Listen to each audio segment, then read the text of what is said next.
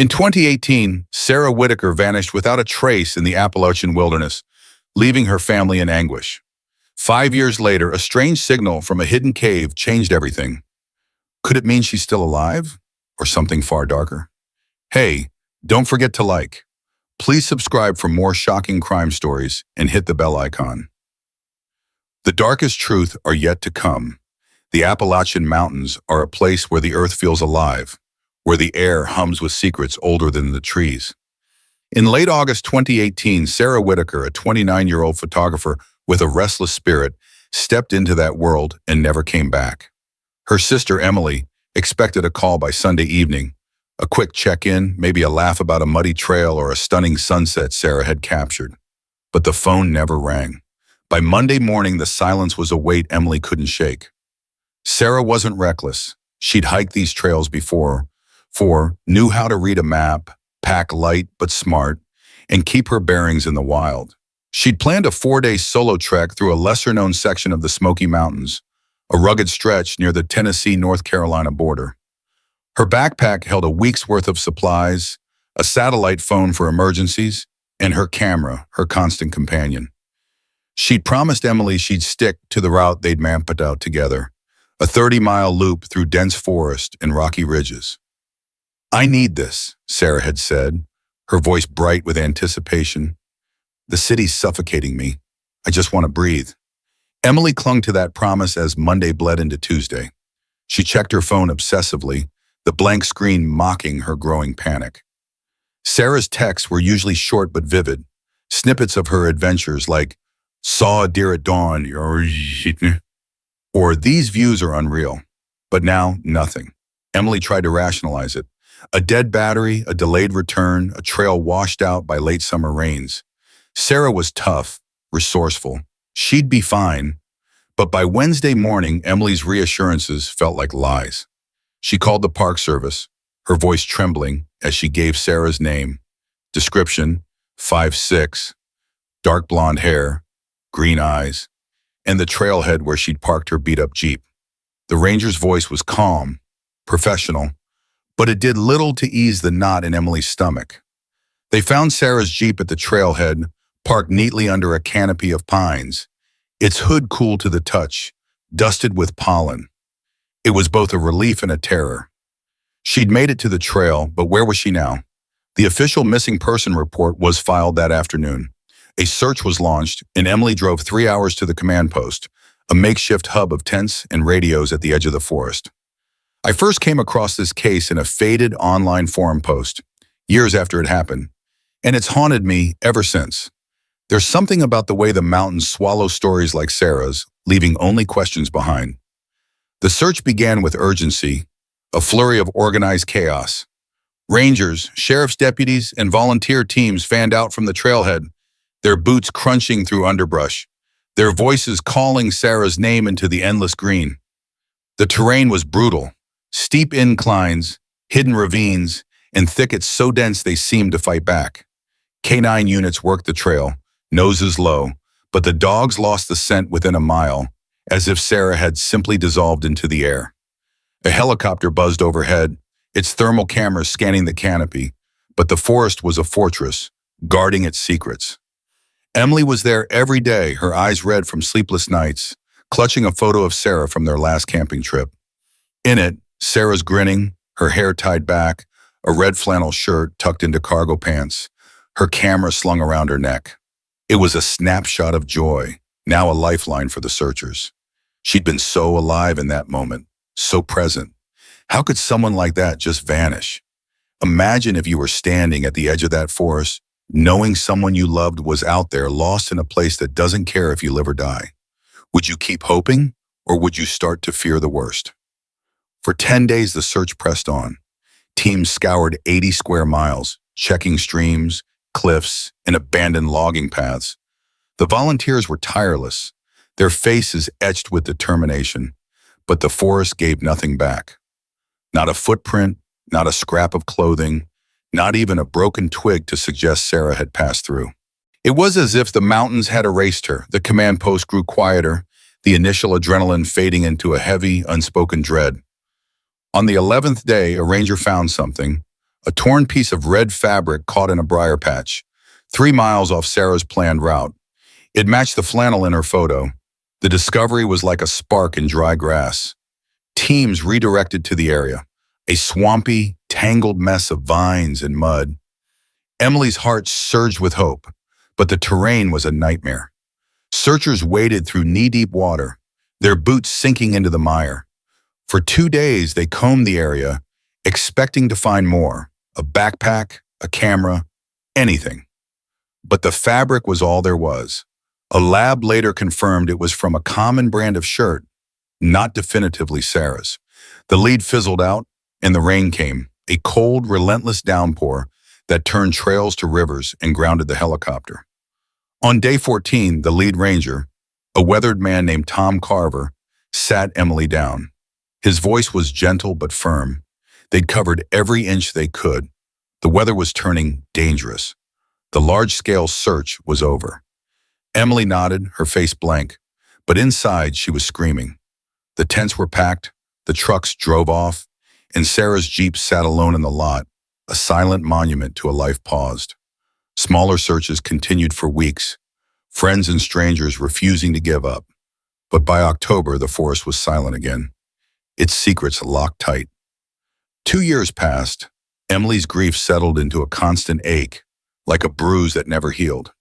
Sarah's apartment was cleared out, her camera lenses and notebooks boxed up in Emily's attic. Life moved on, but not for Emily.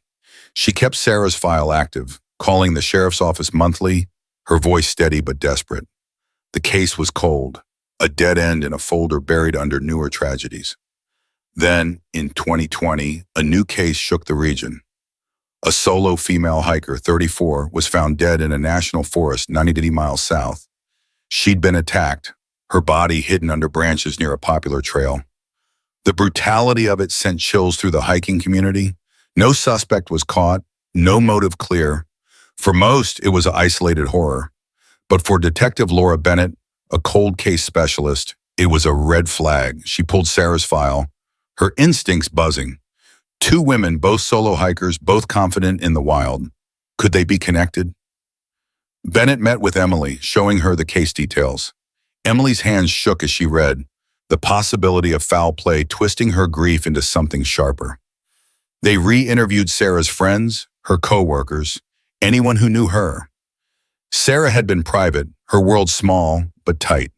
Her closest friend, Mark Ellison, was supposed to join her on the hike but backed out last minute, citing a work emergency. He'd been devastated, blaming himself for letting her go alone.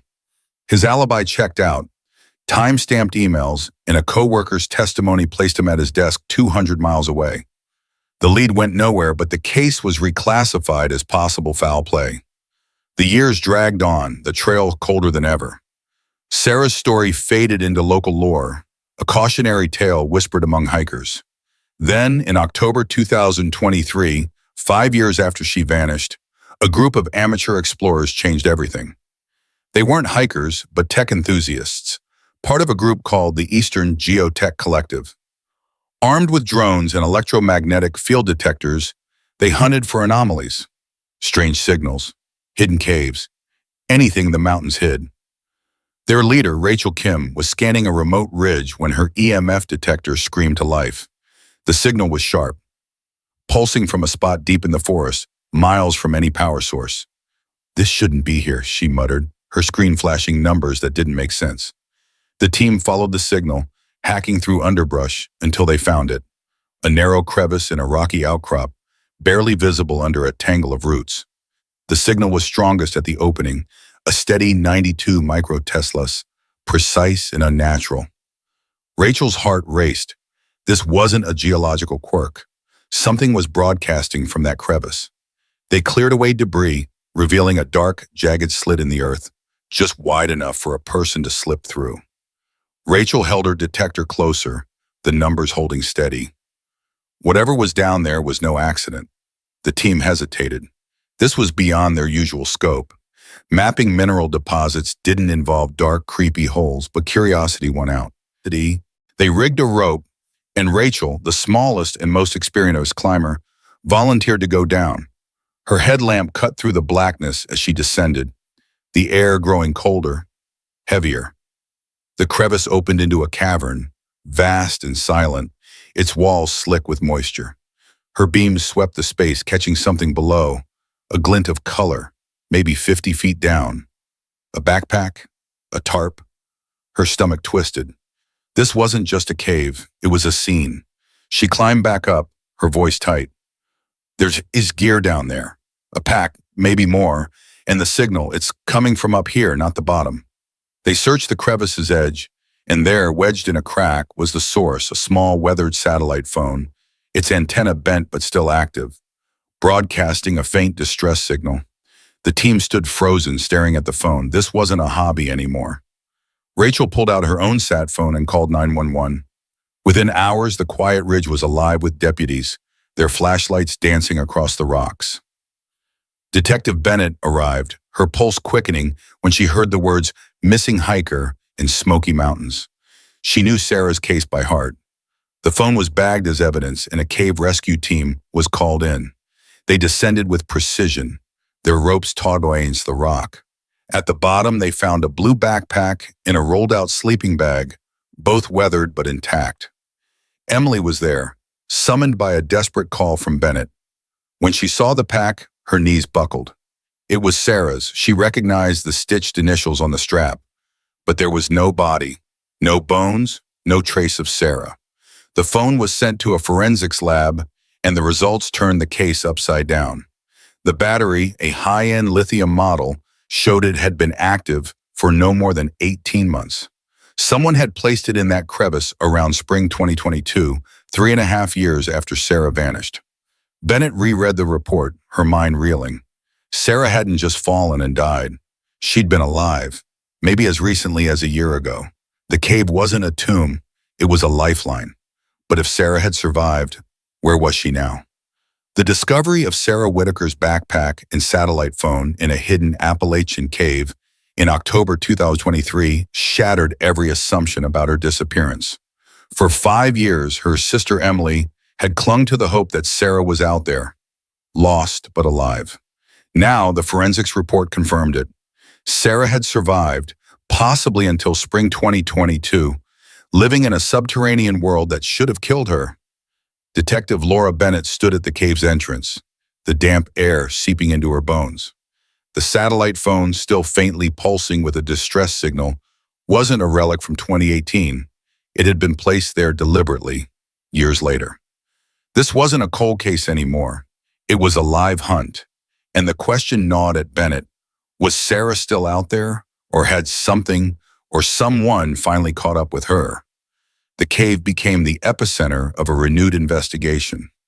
Bennett called in a team of speleologists to map its sprawling network of tunnels, a labyrinth that twisted beneath the Smoky Mountains like veins under skin.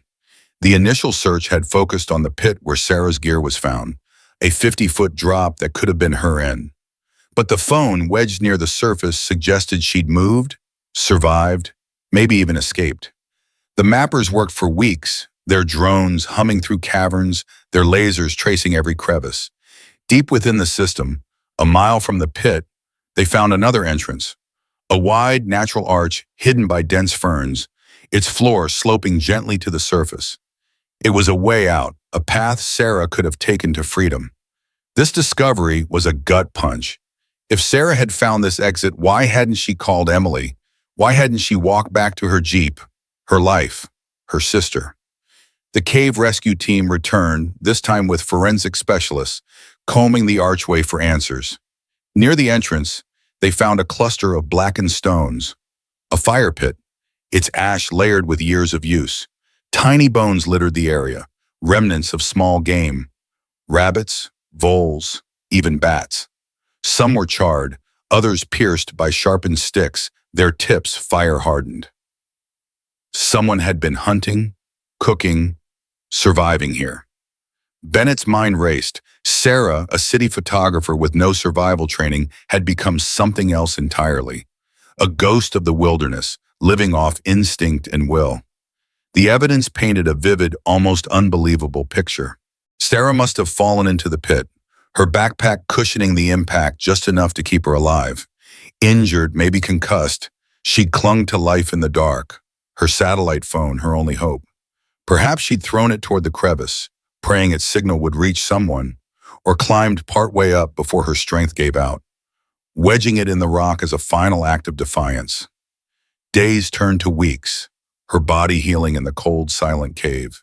Her flashlight would have been her lifeline, its batteries rationed like breaths. Eventually, she must have crawled through the tunnels, driven by hunger or desperation, until she found the archway. A miracle of sunlight after endless dark. But the miracle came with a cruel twist. The satellite phone was left behind, likely because her flashlight died, making the pitch-black maze too dangerous to navigate back to the pit. She'd walked out, leaving her old life at the bottom of that chasm. She'd learned to hunt, to make fire, to endure. The cave wasn't her prison. It was her refuge. But if she'd escaped, where had she gone? Why hadn't she reached out? Imagine if you'd fought for years to survive, clawing your way out of a tomb only to step into a world that might hold something even worse. Would you run toward it or hide forever? Bennett's team shifted focus, chasing the possibility that Sarah had emerged from the cave and walked into a new danger. The 20 murder of another solo hiker 90 miles south loomed large. That case was unsolved, the killer still out there, a shadow in the wilderness. Could Sarah have met the same fate? The thought was a blade in Emily's heart, but Bennett had to consider it. She re-examined Sarah's inner circle, though it was small. Emily was beyond suspicion, her grief a constant over 5 years. Mark Ellison, Sarah's friend who'd bailed on the hike, was cleared again. His work alibi was airtight, and he'd moved to Colorado, his life quiet and unremarkable. Then a new lead surfaced. The forensic team found a faint fingerprint on the satellite phone, smudged but viable. It didn't match Sarah's.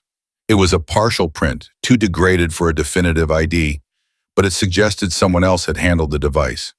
Bennett's theory darkened. Had Sarah been alone in the cave, or had someone else been with her? The idea of a predator, a human one, took root. She ordered a deeper dive into the cave, this time with a focus on human presence beyond Sarah's gear. The forensic sweep uncovered more. In a dry alcove near the fire pit, they found a scrap of paper, crumpled and faded, but legible. It was a torn page from a notebook, covered in Sarah's handwriting. Shaky, but hers. Emily confirmed it, tears streaming as she recognized the loopy script from Sarah's old journals. The note was fragmented. Days since light, food gone, heard footsteps last night. The words sent a chill through the team. Footsteps? In a cave this remote? It suggested Sarah hadn't been alone, that someone or something had been close enough to hear. Bennett's mind spun. The note implied Sarah had survived for weeks, maybe months, before writing it. The mention of footsteps hinted at a presence, animal or human, that had terrified her. The team scoured the cave for more clues, finding faint scuff marks on the archway's floor. Too irregular to be animal tracks, but too worn to confirm as human. The cave was telling a story, but it was incomplete, each piece raising more questions than answers. The investigation pivoted to the surrounding area. The archway opened onto a faint trail, overgrown but passable, leading toward a rural highway 15 miles away. Bennett's team canvassed the area, showing Sarah's photo, now 5 years old, to locals in nearby towns.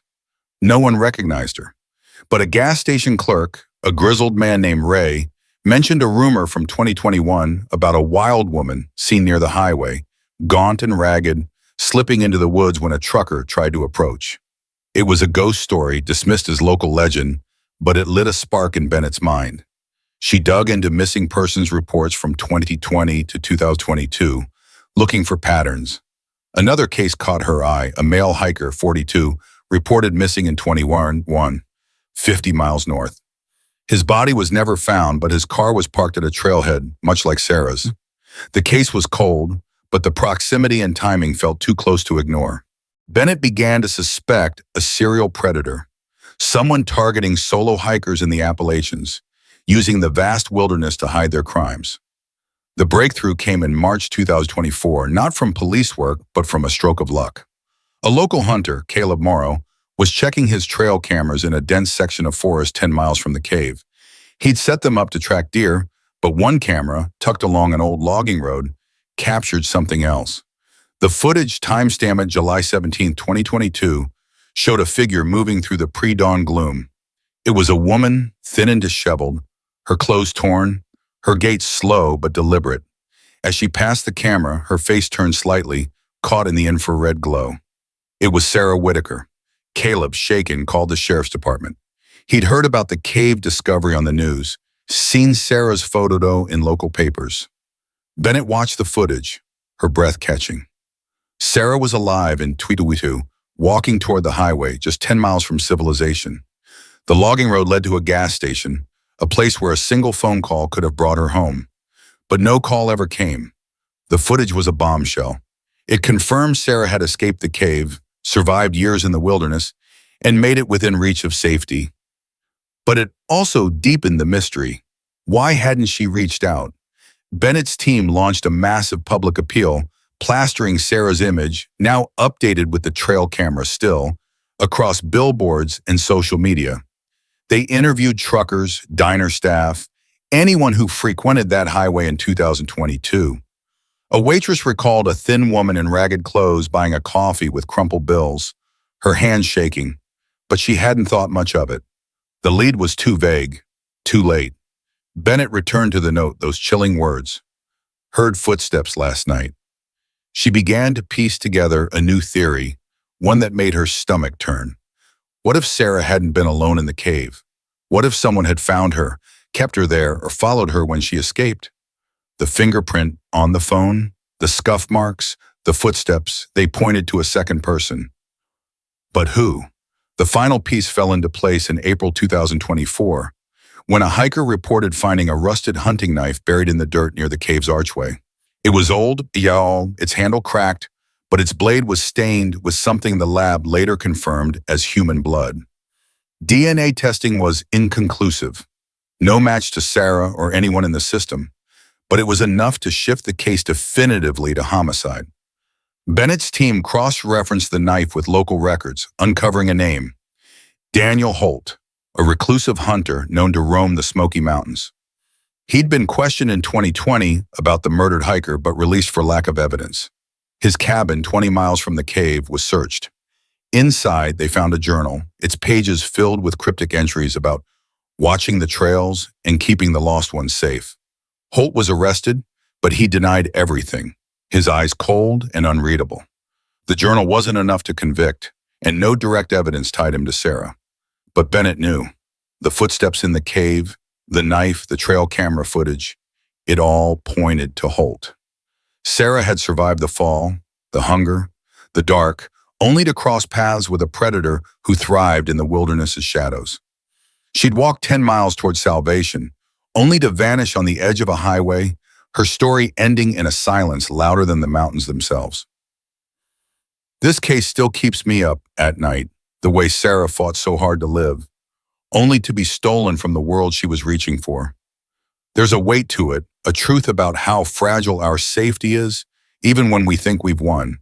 Holt was charged with lesser crimes from his journal's implications, but Sarah's fate remains a wound that won't close.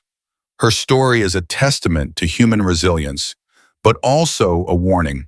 The wilderness doesn't just hide secrets, it creates them. And sometimes the real danger isn't the fall, but the hand waiting in the dark. Sarah Whitaker survived the impossible, only to vanish into a mystery that reminds us, sometimes the greatest threat isn't the wild, it's the human heart hiding within it. Well, have you ever heard of a case like this? Comment your thoughts. That's all for today. Thanks for watching, and catch you in the next one.